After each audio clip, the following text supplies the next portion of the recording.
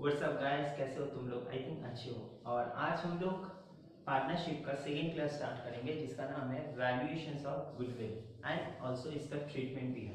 मगर सबसे पहले हम लोग वैल्यूएशंस तो सीख ले, उसके बाद ना उसका ट्रीटमेंट करेंगे।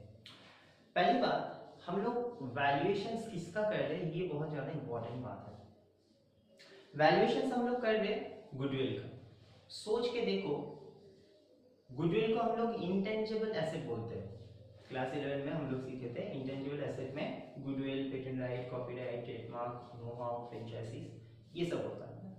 यानी कि गुडविल को तो हम लोग इंटेंजिबल एसेट ही बोल रहे हैं। वैसे है वो मेरा फिक्स्ड एसेट के अंदर में, मगर इंटेंजिबल। अब मेरा क्वेश्चन ये है कि जिसको हम लोग छू नहीं पाते, जिसको हम लोग टच नहीं कर पाते, इनविजिबल है एंड ऑल्सो इंटेंजिबल, उसका कैसे गुडविल को कैलकुलेशंस करना। जिसको हम लोग छू नहीं पाते, टच नहीं कर पाते, जस्ट फील कर पाते, उसका कैसे कैलकुलेशंस करना। और कैसे कैलकुलेशंस, वो तो बड़ी बात नहीं है, क्यों कैलकुलेशंस करना, समझ में आ रहा है? यानी कि ऐसा चीज को हम लोग अकाउंट्स में कैलकुलेट करना चाह रहे हैं जिसको हम लोग देख भी नहीं पाते, फिर भी उसका कैलकुलेशंस, उसका कंप्यूटेशंस, उसका वैल्यूएशंस हम लोग देखना चाहते हैं। अब क्वेश्चन सबसे पहले ये होना चाहिए, सर क्यों करेंगे वैल्यूएशंस? वैल्यूएशंस क्यों करेंगे, कैसे करेंगे, वो तो बात का ही बात है, क्यों करेंगे पहले, सही? सो क्यों करते हैं?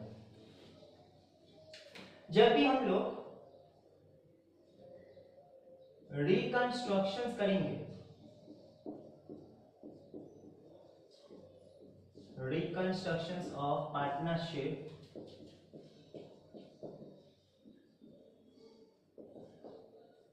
तब तक हम लोग को ये वैल्यूएशन सब गुडविल दरकार होता है। कब कब? पहला केस, जब हम लोग चेंजिंग प्रॉफिट शेयरिंग रेशियो करते हैं। चेंजिंग प्रॉफिट शेयरिंग रेशियो, जब हम लोग एडमिशन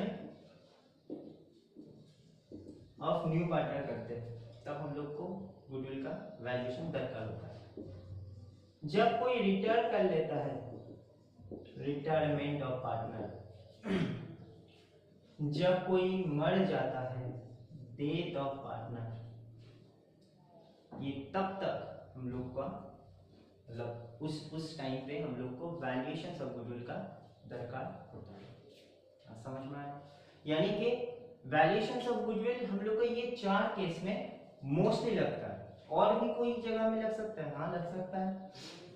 वैसे वो पार्टनरशिप में नहीं रहेगा, वो कंपनी का पार्ट में आ जाएगा। कंपनी अकाउंट्स में हम लोग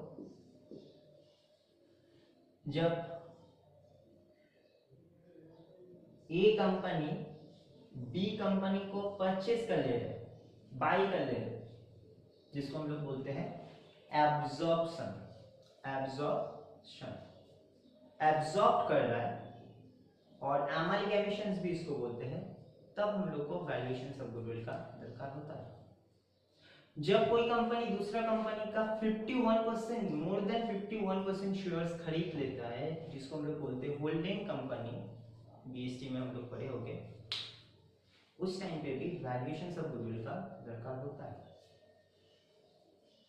बात समझ में आ रहा है? तो ये हम लोग अभी बिलोंग तो कर रहे पार्टनरशिप में, तो पार्टनरशिप के लिए भी चार केस में सिर्फ डिसोल्यूशन चैप्टर को छोड़ के बाकी कोई भी चैप्टर में हम लोग का वैल्यूएशन ऑफ गुडविल का दरकार होगा ही होगा। ये 100% तुम लोग दिमाग में रख लो। अब इस चैप्टर का बात में आते हैं कि इस चैप्टर हम लोग का कितना नंबर का है। ये चैप्टर अगर हम लोग वेस्ट बंगाल का बात करें तो वेस्ट बंगाल में 4 नंबर का आता है, 4 मार्क्स का।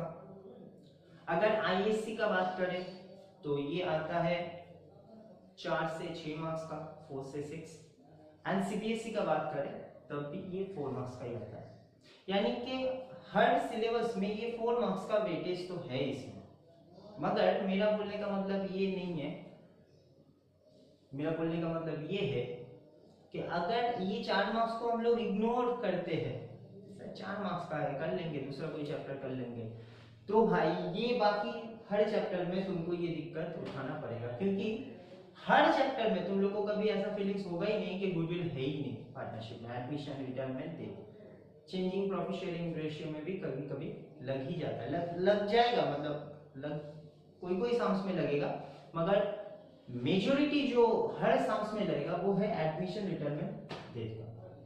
यानी कि ये खाली 4 मार्क्स के लिए मत सोचो, ये सोचो कि तुमको 4 4 4 मतलब ये चारों 4 में यानी कि 16 मार्क्स का ये तुमको सपोर्ट देगा। बात समझ में आ रहा है? और एक बात भी हम बोलना चाहते हैं जो सुनने के बाद शायद तुम लोग ज्यादा फोकस करोगे इस चैप्टर में। हम लोग को थर्ड ईयर में जो 6 सेमेस्टर और 5th सेमेस्टर लेके जो थर्ड ईयर होता है, उस 5th एंड 6th सेमेस्टर में, 5th सेमेस्टर में एक्चुअली 6th सेमेस्टर में नहीं, 5th सेमेस्टर में ये चैप्टर फिर से आएगा तुम लोग का, ये चैप्टर फिर से आएगा, वैल्यूएशंस ऑफ गुडविल। और उस टाइम पे कितना वैल्यू पे रहेगा जानते हो, कितना मार्क्स का रहेगा जानते हो? 16 मार्क्स का एक क्वेश्चन आएगा, 16 मार्क्स का, 16 मार्क्स का। अभी कितना मार्क्स के लिए कर दो? 4,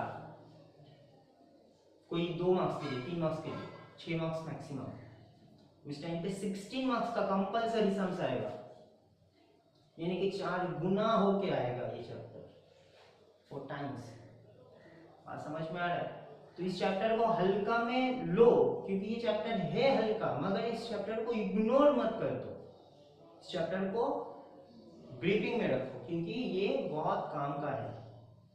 ओके, चलो, तो ये ओवरऑल बात था। अब इस बात में आते हैं, तो हम लोग ये तो समझ गए कि हम लोग को कब कब वैल्यूएशन ऑफ गुडविल का दरकार होगा। अब दूसरी बात है कि क्यों दरकार होगा, सॉरी क्यों और कब कब ये तो देख लिए, कैसे हम लोग वैल्यूएशंस करेंगे, इसका वैल्यूएशंस कैसे करेंगे। सो वैल्यूएशंस करने का ये रीजन बहुत इजी है, इसमें कुछ मेथड्स दिया गया है, ठीक है, 4 मेथड्स है, शायद तुम लोग देख पा रहे हो। 4 मेथड्स इसमें होता है, average profit method, super profit method, capitalisation method and annuity method, ठीक है, 4 मेथड होता है, पहली बात। दूसरी बात है, एवरेज मेथड का भी 2 पार्ट होता है, एक होता है सिंपल एवरेज, एक होता है वेटेड एवरेज। सुपर प्रॉफिट का कोई अलग से बात नहीं है। तीसरा जो मेथड था वो है कैपिटलाइजेशन मेथड। कैपिटलाइजेशन मेथड का भी देखो 2 पार्ट है, एक है capitalisation under average profit and capitalisation under super profit and annuity method. Annuity method simple.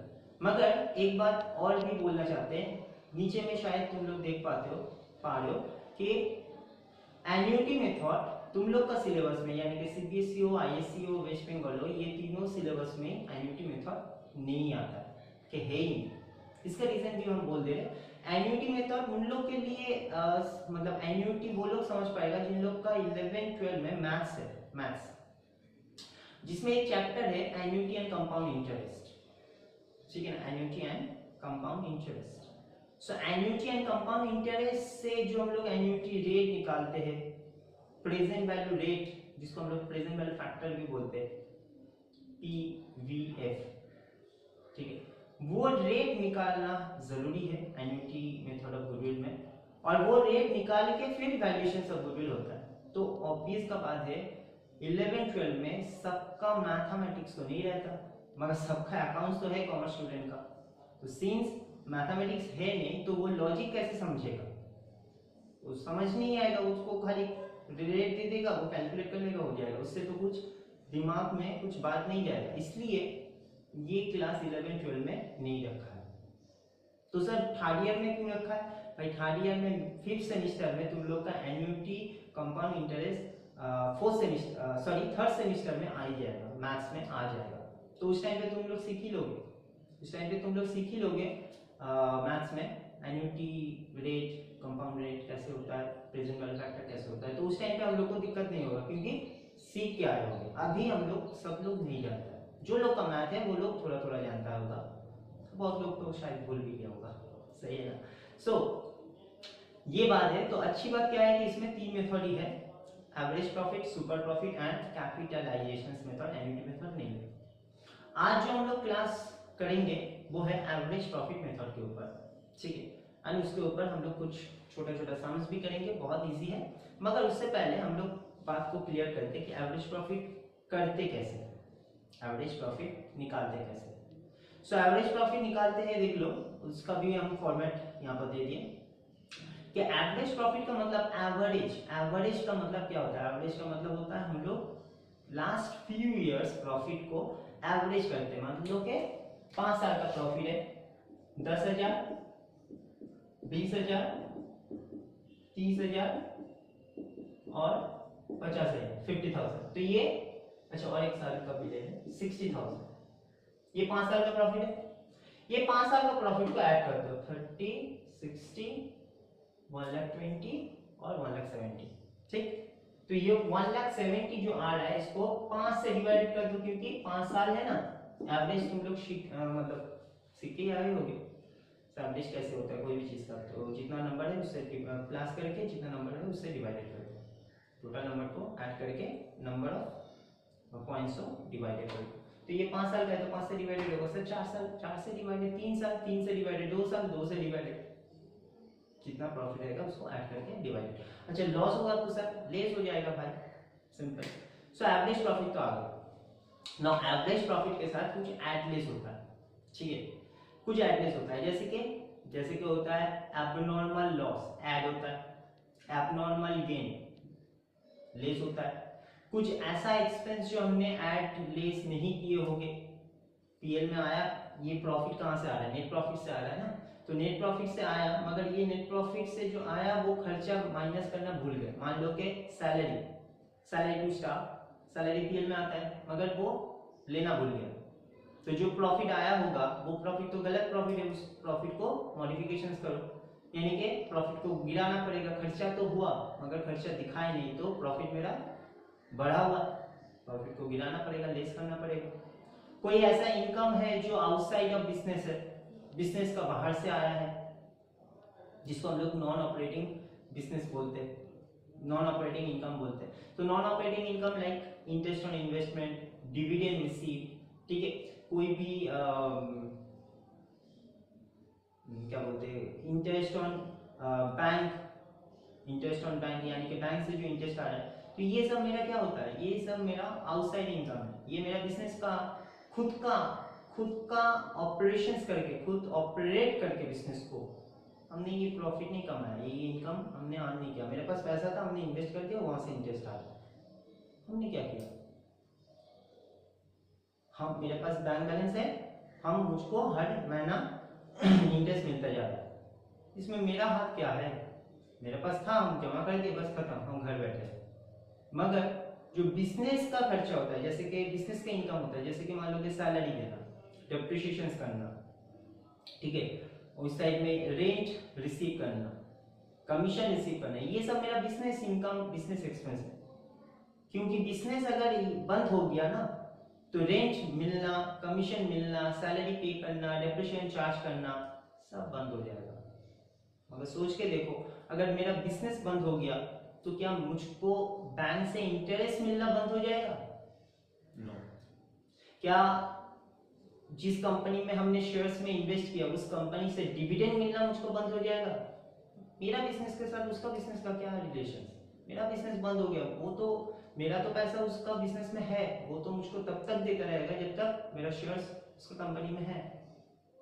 सो वो सब इनकम को हम लोग बोलते हैं नॉन ऑपरेटिंग इनकम और नॉन ऑपरेटिंग प्रॉफिट। तो जो भी मेरा नॉन ऑपरेटिंग है इनकम बोलो कि एक्सपेंस बोलो, वो उसको हम लोग को बाहर निकालना पड़ेगा।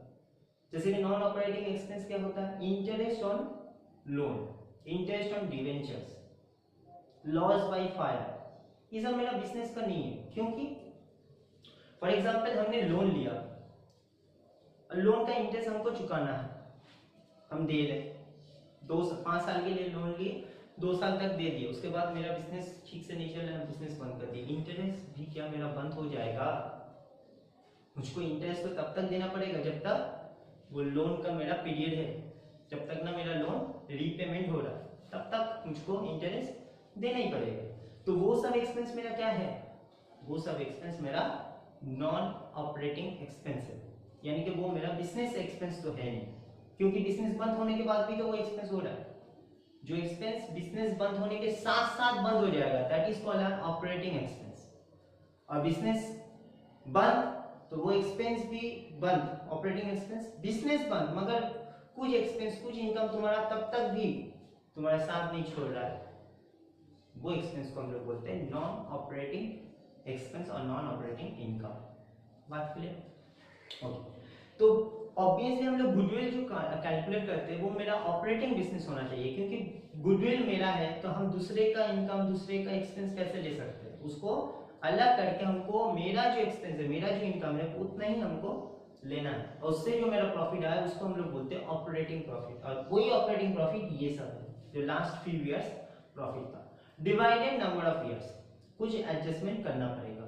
तो क्या आ जाएगा? Average profit. देख पा रहे हो शायद, average profit. And then average profit आ गया तो उसके बाद हम लोग को वैल्यूएशन ऑफ गुडविल को करना है। तो वैल्यूएशन ऑफ गुडविल कैसे आएगा देख लो। Valuation of goodwill equals to average profit multiply number of years purchase. हाँ समझ में आया? नंबर ऑफ इयर्स परचेस से मल्टीप्लाई करो तो तुम लोग का आ जाएगा क्या? Value of goodwill, average method में। ओके, चलो स्टार्ट करते। तो इसके ऊपर ही हम लोग कुछ सम्स करेंगे, उसके बाद छुट्टी। ओके चलो, सो स्टार्ट करते हैं। Question number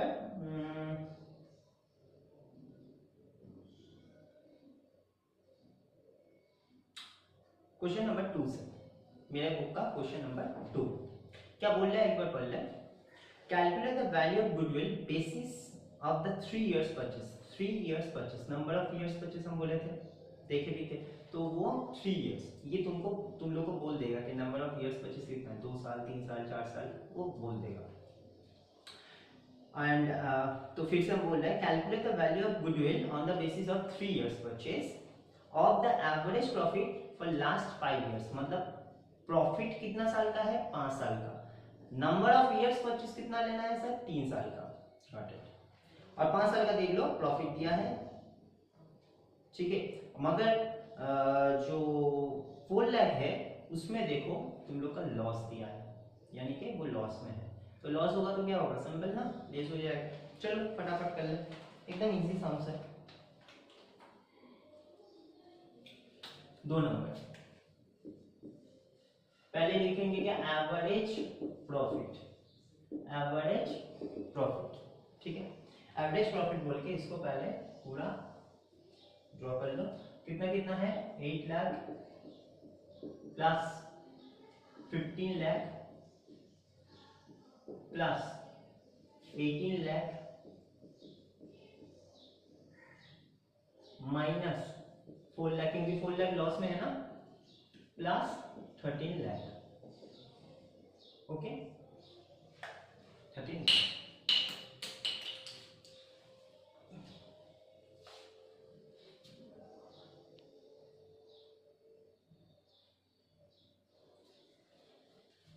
plus 13 lakh.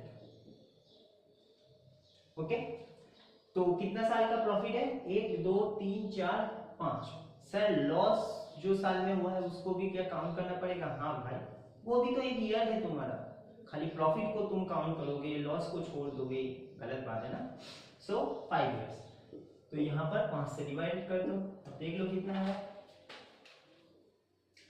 8 15 18 14 13 था ना, 13 माइनस 4 50 एंड 5 से डिवाइडेड कर दो तो 10 लाख। यानी कि तुम्हारा एवरेज प्रॉफिट कितना आया? 10 लाख, ठीक है, 10 लाख। अब ये 10 लाख को हमको नंबर ऑफ इयर्स परचेस से मल्टीप्लाई करना है। तो therefore value of goodwill equals to average profit multiply number of years purchase. बहुत लोग क्या करता है कि फॉर्मूला नहीं लिख के डायरेक्ट मल्टीप्लाई कर देता है। देखो उससे आंसर तो आ जाएगा मगर एक नंबर तुम लोग गवा दोगे। चैप्टर बहुत इजी है, समझ में भी आ गया, कुछ एटलीस्ट हो सकता है, बस उतना ही। इससे ज़्यादा कुछ नहीं होगा, इसमें कोई लाइन वाइन टान के कुछ ड्रॉ करना नहीं है, डेबिट क्रेडिट का कोई कॉन्सेप्ट नहीं है। तो अगर तुम लोग उसमें भी कुछ फॉर्मूला नहीं लिख के तुम लोग कैलकुलेट कर रहे हो तो समझ लो मतलब क्या गलत कर रहे हो तुम लोग, हाफ नंबर एक नंबर तो ऐसे ही गवा दोगे। तो फॉर्मूला लिख के हमेशा कैलकुलेट करना, ये बात क्लियर कर ले। और ऑब्वियसली घर में भी प्रैक्टिस करो और इसको होमवर्क के हिसाब से ले लो कि हमको फॉर्मूला पुट करके फॉर्मूला लिख के हमको पुट करना है, ठीक है। ये हैबिचुएट हो जाएगा, एग्जाम हॉल में भी तुमको काम लगेगा। नहीं तो बार बार नहीं लिख के बाद में जब तुम याद करने जाओगे फॉर्मूला तब याद ही नहीं रहेगा, ठीक है। सो नाउ एवरेज प्रॉफिट कितना 10 लाख और नंबर ऑफ इयर्स परचेस कितना था सर 3 साल, बोल दिया था ना, बोल दिया था बेसिस ऑफ 3 इयर्स परचेस। तो ये कितना हो गया 30 लाख और ये मेरा गुडविल हो गया। इतना सर, इतना ही, कितना इजी है बोलो, ठीक है ना, कितना इजी है, सबसे इजी बोलो तो यही है। चलो नेक्स्ट क्वेश्चन में आते हैं। Question number 6, X and Y, क्या बोले देखो, X and Y are two partners of the partnership firm. They agreed to take Z, हम बोले थे ना एडमिशंस के लिए भी ये काम लगता है, Z as a new partner. For these purposes, they decided to value a goodwill of the firm basis of 3 years. यहाँ पर भी 3 साल बोला है। Average profit for last 4 years, 4 साल का प्रॉफिट है। क्या क्या है देख लो नीचे में। फर्स्ट ईयर में 90,000 है जिसमें इंक्लूड है एबनॉर्मल गेन। तो हम फॉर्मेट जब दिए थे एबनॉर्मल गेन क्या बोले थे, लेस कर देना होगा। Abnormal gain is outside income, outside from business. तो बिजनेस के बाहर से वो इनकम आया है तो वो मेरा नॉन ऑपरेटिंग इनकम है, उसको लेस कर देना पड़ेगा। सर क्यों, क्योंकि वो लेके तो प्रॉफिट आया होगा, इंक्लूड बोल रहा है ना, तो 90,000 में वो प्रॉफिट तो इंक्लूड है। क्योंकि हम लोग जब पीएल बनाते हैं तो पीएल में इस साइड में ग्रॉस प्रॉफिट लिखते हैं, इस साइड में dividend receipt, discount receipt, commission receipt, interest receipt, ये सब लेके ही तो मेरा नेट प्रॉफिट आता है। और यहाँ पर salary, rent, depreciation, interest on loan, ठीक है ना, एबनॉर्मल लॉस, ये सब लेस करके ये आता है। सोच के देखो, ऐसे ही तो निकालते थे क्रेडिट माइनस डेबिट। तो ये इनकम में से डिविडेंड रिसीट मेरा नहीं आना चाहिए, पीएल में आना चाहिए, क्योंकि पीएल का मन बहुत बड़ा होता है, बहुत बड़ा, ठीक है ना, सब ले लेता है। पीएल खाली पूछता है कि तुम इनकम हो आ जाओ, तुम एक्सपेंस हो तुम आ जाओ। मगर जब ऑपरेटिंग प्रॉफिट निकालते हैं ना, जब ऑपरेटिंग प्रॉफिट मतलब होता है गुडविल निकालने के टाइम पे जो प्रॉफिट होता है, जो अपना प्रॉफिट होता है, उस टाइम पे थोड़ा सा ब्राह्मण टाइप का तुमको कॉन्सेप्ट लेना पड़ेगा। यानी कि छूत अछूत को नहीं ले सकते, यानी कि जो अपना है उसको ही तुम लो, जो बाहर से आया है उसको तुम असाइड कर दो।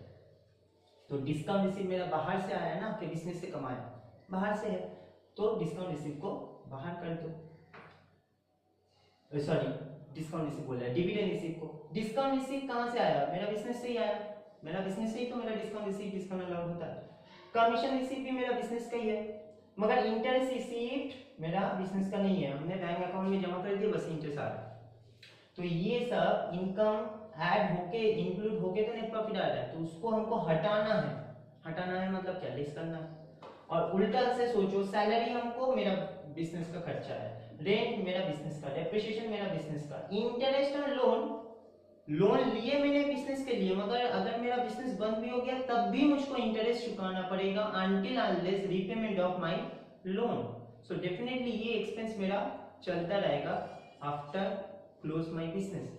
So this expense is called a non operating expense. तो सोच के देखो, जब हम लोग नेट प्रॉफिट निकाल ले तो नॉन ऑपरेटिंग एक्सपेंस क्या नॉर्मल एक्सपेंस सब तो लेस करके नेट प्रॉफिट निकालते हैं, लेस करके। तो प्रॉफिट को प्रॉफिट के साथ वो ऐड कर दो तो जो मेरा एग्जैक्टली प्रॉफिट आना चाहिए वो मेरा आएगा। फॉर एग्जांपल मान लो कि मेरा क्रेडिट है, मेरा क्रेडिटेड है 100 रुपए टोटल, सैलरी मेरा 10 रुपए, रेंट मेरा 5 रुपए, डेप्रिसिएशन मेरा 15 रुपए और इंटरेस्ट ऑन लोन मेरा 20 रुपए, एबनॉर्मल लॉस मेरा 30 रुपए। चलो इस सिचुएशन में मेरा कितना प्रॉफिट होना चाहिए, 100 से 15 20 20, 30, 60, 80, यानी कि मेरा नेट प्रॉफिट होना चाहिए देखो 20 रुपए, सही 20 रुपए। मगर ये 20 रुपए में मैंने ये 20 रुपए जो इंटरेस्ट ऑन लोन है और एबनॉर्मल लॉस है वो तो लेस करके 20 रुपए लाया। अगर वो सब एक्सपेंस तो मेरा एक्सपेंस बिजनेस ओरिएंटेड नहीं है, बिजनेस का बाहर का एक्सपेंस है, तो मुझको ये 20 रुपए के साथ जो 20 रुपए इंटरेस्ट ऑन लोन और एबनॉर्मल लॉस जो हमने लेस करके लाए थे वो ऐड कर दो 50। क्या अगर ये 20 और 30 को माइनस यहां से हटा दो, अब तुम लोग नेट प्रॉफिट निकाल के देखो, 30 100 रुपए माइनस 15 20 30 रुपए माइनस कर दो तो कितना हो जाएगा 70 70, यहाँ पर भी 70 आ रहा है 50 लिखे, 20 20 40 और 30। तो देखो अगर हम लोग net profit add interest on loan क्या एबनॉर्मल लॉस अगर हम लोग ऐड करते तब भी 70 आएगा, और अगर हम लोग पीएल से वो सब को हटा के अगर नेट प्रॉफिट निकालते तब भी 70 आ जाएगा। दोनों में फर्क क्या है? फर्क नहीं, यानी कि पीएल तो हम लोग फिर से बना नहीं सकते, तो हम लोग जो मतलब गलती से जो एक्सपेंस ले लिए थे, गलती मतलब पीएल के लिए वो सही था मगर ऑपरेटिंग प्रॉफिट के लिए सही नहीं था, वो सबको ऐड कर दो, खत्म था, सिंपल। चलो सो इसमें क्या बोला था एबनॉर्मल, और उल्टा एबनॉर्मल जो गेन वेन है इसको भी इंक्लूड है, तो इसमें अमाउंट को माइनस करके ये आएगा नेट प्रॉफिट आएगा। सो एबनॉर्मल गेन क्या होगा लेस होगा। सेकेंड ईयर में कोई दिक्कत नहीं है, कोई प्रॉब्लम नहीं है। थर्ड ईयर में देखो 65,000 है मगर after deducting the abnormal loss, after deducting, deducting मतलब चार्जेस, आफ्टर डिडक्टिंग मतलब जो अभी दिखाए थे आफ्टर डिडक्टिंग ही तो मेरा नेट प्रॉफिट आता है, माइनस करके, डिडक्टिंग मतलब लेस करके, ये मेरा प्रॉफिट आया। तो 65 में से 5000 जो डिस्काउंट एबनॉर्मल लॉस है, जो 65,000 में 5000 जो लॉस है वो माइनस करके 65,000 आया, तो हमको वो ऐड कर देना है लाइक दिस, ठीक है ना। ओके, एंड फोर्थ ईयर में भी कोई प्रॉब्लम नहीं है। The above profit include the income from investment, हर साल में इनकम फ्रॉम इन्वेस्टमेंट, सोच के देखो इनकम फ्रॉम इन्वेस्टमेंट भी तो मेरा outside of my business, business का बाहर का इनकम है, तो वो मेरा हर साल में इंक्लूड है, तो हर साल का प्रॉफिट से वो क्या होगा लेस हो जाएगा normally. Then value of goodwill निकालने के लिए बोला है। चलो इसको पहले इरेज कर ले।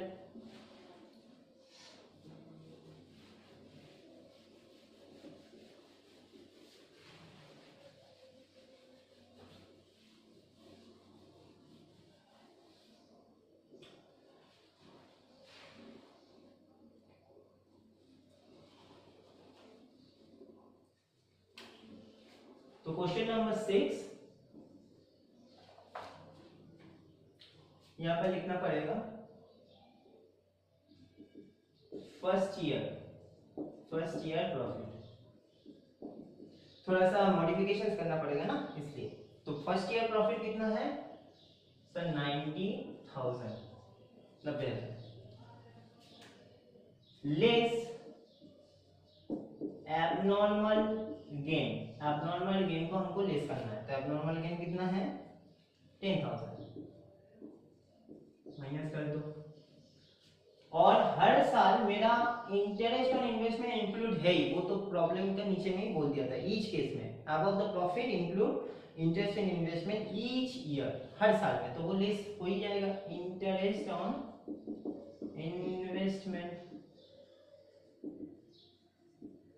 2500 कितना हुआ 80, यानी कि 77,500। दूसरा साल में तो कोई प्रॉब्लम नहीं था 70,000, मगर दूसरा साल में भी तो इंटरेस्ट तो इंक्लूड है ही, इंटरेस्ट ऑन इन्वेस्टमेंट का, तो सेकेंड ईयर्स प्रॉफिट का भी लेस हो जाएगा, लेस इंटरेस्ट ऑन इन्वेस्टमेंट कितना 2,500, यानी कि 67,500। थर्ड ईयर में क्या हुआ, third year profit, third year में 65,000 प्रॉफिट हुआ था, but 5,000 after deducting the interest था, सॉरी एबनॉर्मल लॉस था। तो एबनॉर्मल लॉस क्या होता है ऐड, एबनॉर्मल लॉस ऐड होता है 5,000, बट इस ईयर में भी तो 2500 इंक्लूड है, तो लेस इंटरेस्ट ऑन इन्वेस्टमेंट कितना 2500, यानी कि इसमें भी आ जाएगा 67,500। और फोर्थ ईयर में 80,000 जो है फोर्थ ईयर्स प्रॉफिट 80,000, बट इसमें भी इंटरेस्ट ऑन इन्वेस्टमेंट इंक्लूड है, तो ये भी हटा दो 2500, यानी कि आ जाएगा 77,500। बस हो गया। अब ये 4 साल का कर दो, एवरेज प्रॉफिट करना है ना, कितना आ रहा है एक बार 77,500 प्लस 67,500 प्लस फिर से 67,500 और फिर 77,500। बहुत अच्छा है। 77,500 से स्टार्ट हुआ, 77,500 से इंक्रीज हो गया। ओके, सो 2,90,000 आया। सर ये क्या एवरेज प्रॉफिट आया? नहीं लेगा था लोग, क्योंकि ये तो मैंने टोटल बनाया, एवरेज तो 4 से डिवाइडेड करेंगे तब ना आएगा एवरेज प्रॉफिट। सो यहाँ पर दिखा दे रहे, देयरफॉर एवरेज प्रॉफिट क्या होगा 2,90,000 डिवाइडेड 4 कितना होता है 72,000 रुपीज, 72,500। ठीक है, तो क्या सर ये आंसर है? भाई ये एवरेज प्रॉफिट है। अब इसके साथ मल्टीप्लाई करना पड़ेगा number of years profit, number of years purchase, now तभी ना आएगा मेरा वैल्यू ऑफ गुडविल। तो therefore value of goodwill, formula क्या है? फॉर्मूला लिख के करना चाहिए ना, average profit multiply number of years purchase. Full form लिखना बाबू, हम बार बार बोल रहे हैं। ओके, सो एवरेज प्रॉफिट कितना है 72,500 multiply number of years purchase कितना दिया था 3 साल, ऊपर में दे दिया था ना 3 इयर्स, तो बस 3 से मल्टीप्लाई कर दो, आंसर देखो कितना होगा मल्टीप्लाई बाई 3, तो 2,17,500 ये हो जाएगा वैल्यू ऑफ गुडविल। और इतना ही हम लोग को करने के लिए बोला था। ओके, सो बहुत ज़्यादा इजी है, तुम लोग देख सकते हो कि खाली कैलकुलेशन एटलीस्ट थोड़ा बहुत करना है, फॉर्मेट इजी है, कुछ नहीं है। ठीक है ना, तुम लोग इसको अगर इसको भी टफ बोलोगे तो हम क्या बोलेंगे, मतलब इससे इजी चैप्टर तुम लोग को मिलेगा भी नहीं। तो खाली कैलकुलेशंस करो, मल्टीप्लाई करो, ठीक है, मगर देख के, ऐसा नहीं कि फटाफट कर लिए, जो भी है कर लिए, देख के। एबनॉर्मल लॉस ऐड होगा, एबनॉर्मल गेन लेस होगा, कोई ऐसा एक्सपेंस हो जो एक्सपेंस कट ऑफ नहीं है, माइनस नहीं किए, तो उसको माइनस करो। ठीक है ना, जो ओरिजिनली हमको माइनस करना था, जिसमें कोई गड़बड़ नहीं था मगर हमने उठाए नहीं थे, तो वो गड़बड़ था, उसको लेस करो। करने के बाद प्रॉफिट निकाल दो, फिर एवरेज प्रॉफिट कर लो, वैल्यू ऑफ गुडविल निकाल दो, सब। ठीक है ना, चलो नेक्स्ट क्लास में हम लोग नया मेथड से स्टार्ट करेंगे, सुपर प्रॉफिट मेथड। तब तक